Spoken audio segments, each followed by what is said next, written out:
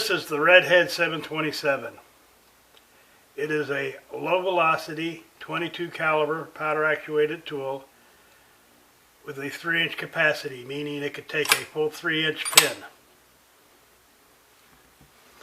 These are the tools that led up to the 727, and I'd like to recap the tools that I've already gone over. This is the 721. It was introduced in the late 60s and proved itself to be a dependable tool, but being largely designed for the drywall installation trade, it could only be used for short pins. It only has a capacity of 1.5 inches.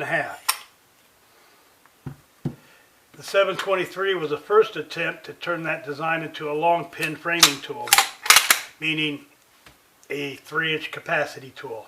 The design is neat and has this tilt-up barrel assembly, pretty nifty, but it must have had some issues since it only lasted a couple of years before being replaced with the 823. Basically the same concept, slightly more complicated, does the same thing. Phillips Red Head purchased the Omark powder actuated tool line in about 1980 and continued to sell the 823 until the 727 was introduced. My best guess is this tool was introduced in 1984, possibly 1983. But let's just say in the mid-80s it was out there and had replaced the 823. This is an Omark 823, but it did have the Red Head name on it at one time. This being a long tool, this tool is still being sold, and it's still sold today by Ramset. That may change here soon, as gas tools seem to take over that market.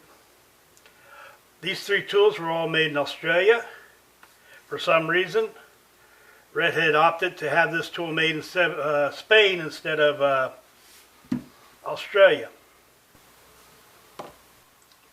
The reason I laid the mat down is because this is not my tool, and it's in real good shape, and I'm trying to protect the handle from getting any more scratches.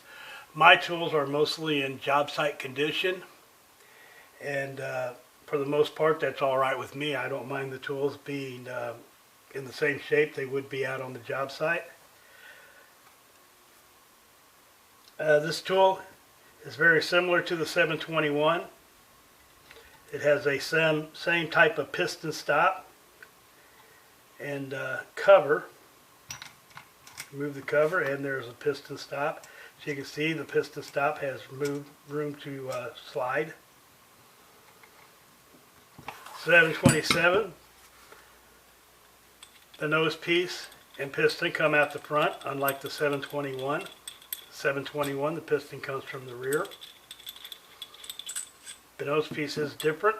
It's held on by that nut, and the buffer sits on the outside.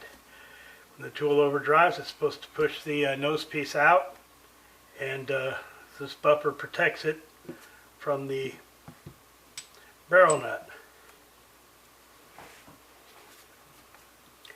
Piston.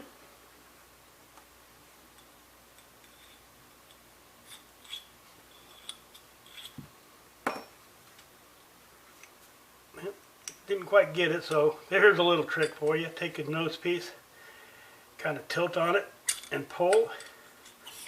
It'll pull the piston out. There's the piston. The piston is different from any other tool. Although it is slightly similar to the 823 piston, it's not quite the same. It does have a positive ejection, similar to that is on the 823. The reset pin hits that rod and pushes the load out.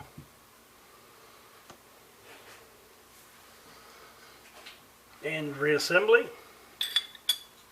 Ramset purchased the Red Head tool line in the late 80s, early 1990s, and that meant that for every Ramset model there was out there, there was a Red Head competing model, so basically they had a duplicate line. Every one of the Red Head tools was eventually phased out, with the exception of the 721. Instead, they phased out the Ramset tool, the S38 I believe it was called.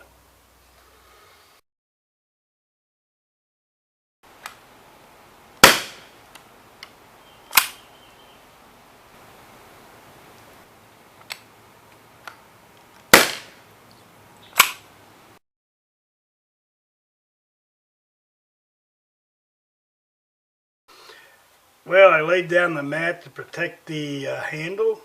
Thought about not testing it, but then I figured, well, what could go wrong? And that was what went wrong. I should have taken in consideration that Red Head had an issue with pistons breaking in the 80s. So hopefully the owner, Raymond, it's the forgiving type. And hopefully he has a piston to replace it. Hopefully he won't kill me.